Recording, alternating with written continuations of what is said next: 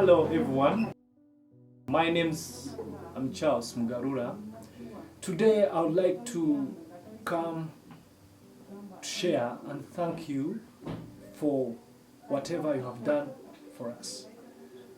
In partnership with Sector 39, we have been sponsored and supported by German Permaculture Institute and Please Kinder to run our previous course at Sabina Food and Water Security Permaculture Project, which we run and where we try to host trainings, train children, as well train teachers on how to incorporate permaculture in their learning process, including framing of the permaculture curriculum. I would like to thank German Permaculture Institute and Please Kinder for supporting almost 5 of our staff. One of them is Richard, Mawanda, Victoria, Abigaba, Mase, Melody Kayodi, Bazuwane, John Bosco, and Rich Morel.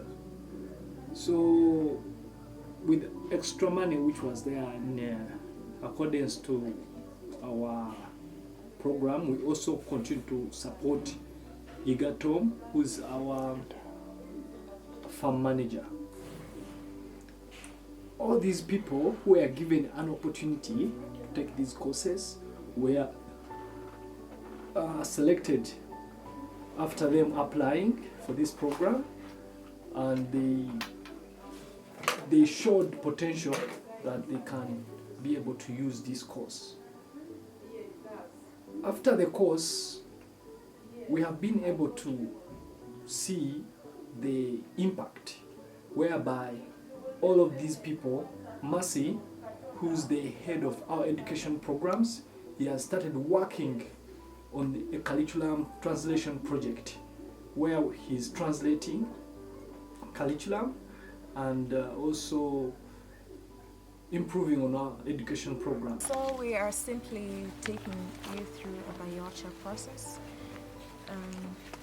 So simply we'll start with putting some pieces of paper to help us make the fire, and then to ensure that the fire catches well, we start with the smaller edges, the smaller sticks here, and organize them in a format that the fire will catch in the underneath and ensure that it can sustainably burn and ensure that all the wood is burnt to an even level.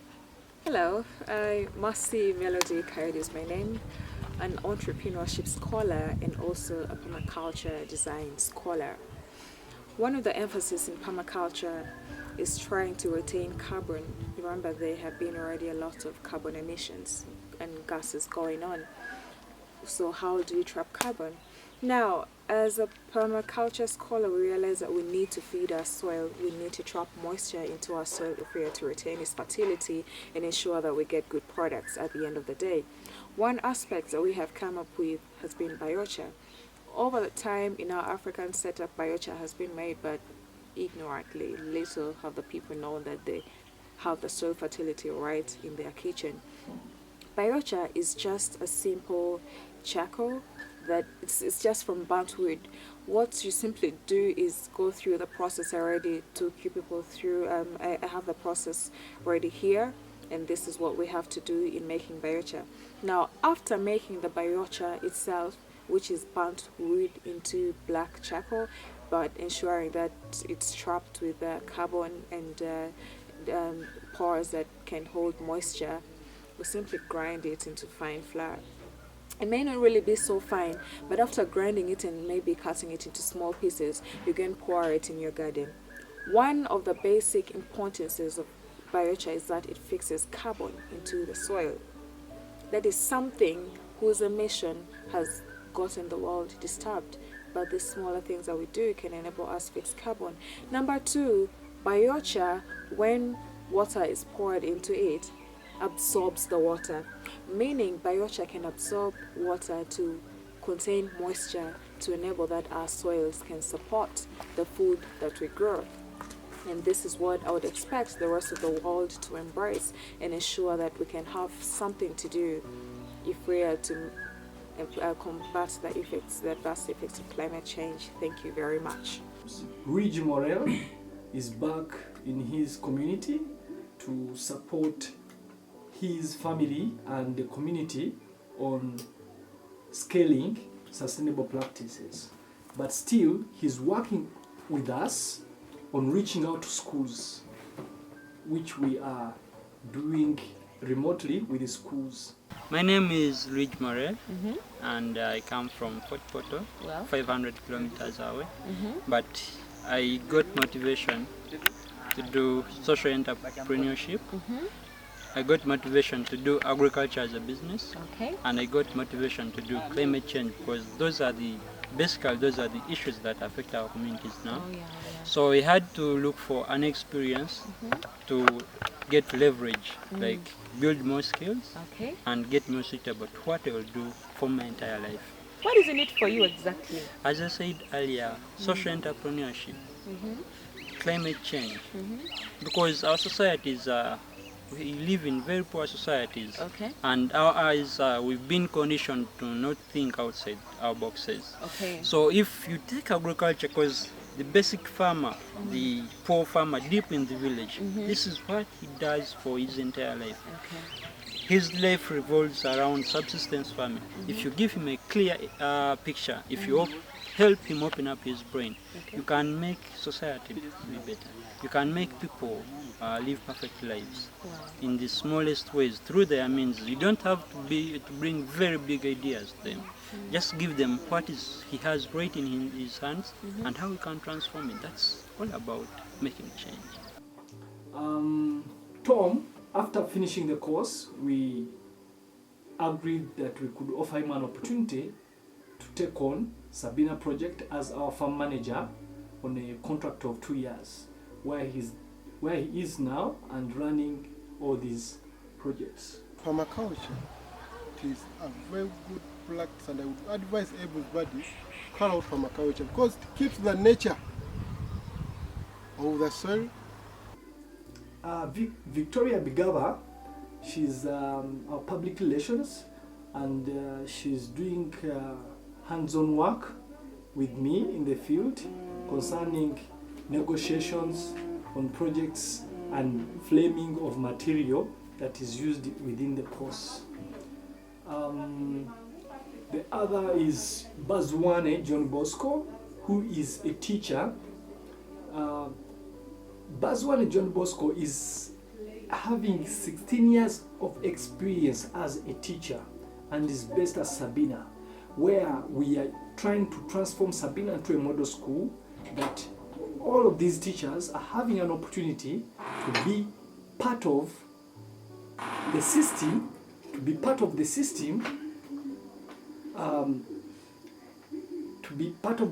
we are building in terms of transforming Sabina as a model school to other schools, where that all the teachers must have an opportunity, not must, they need, it's a need that for them to own and to take on the project or to fit in solving the problems themselves. They have got to have trained teachers in this. And John Bosco is one of our consolidated training teacher, whom he's seated at Sabina, trying to facilitate classes for the children and also link us with the administration of the school in terms of introducing new programs within the school.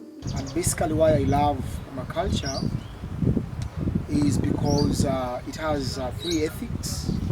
One is we care for the earth, we care for the people, and then we can share the benefits, the surplus. And I've actually discovered that if really people go by these ethics, the world will be a very better place to live in and a wonderful place for everybody, and nobody will suffer.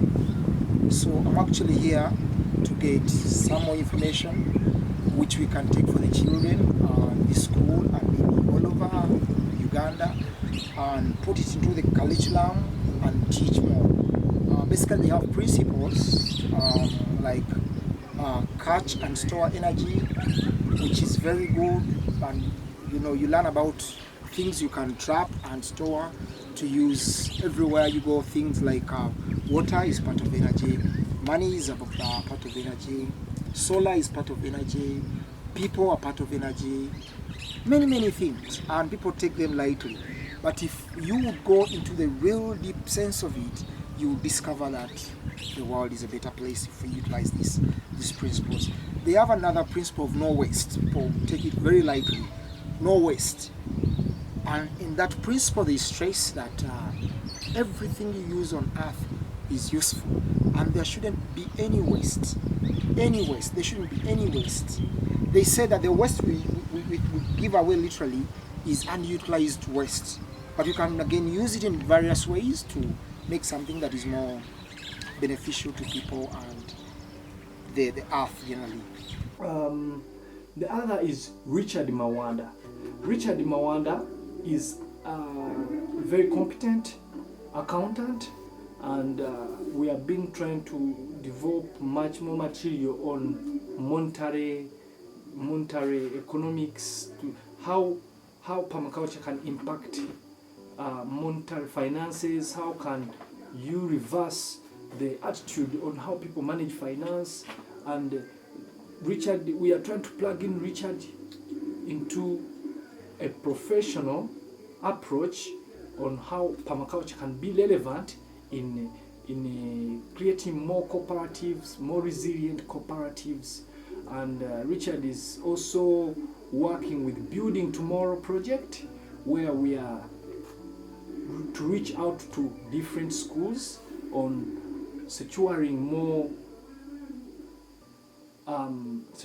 food, creating food abundance, food production, food forestry systems, and also helping children to be able to adapt these skills.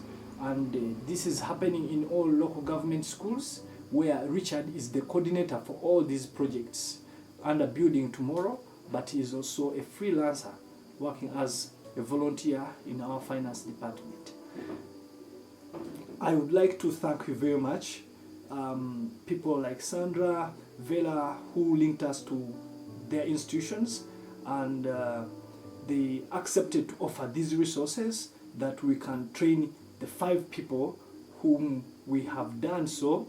And we as a social enterprise, we are very grateful, because this is building capacity. In Uganda, we need the capacity. We need young people to have capacity. The fact is that permaculture has come so many years here, but it has not been scaled. So I can say I'm among the youngest people in this country running a recognized project concerning permaculture development than any other practitioner who came from my PDC. So at the time when I was taught by Rosemary Marrow and Dan Palmer, and I look forward towards a big future, and I believe that there is much more we can offer as a potential social enterprise, but also keeping all these people together is also very important. And we believe that our future is bright, and we hope to continue to work with you on other different projects. Thank you very much.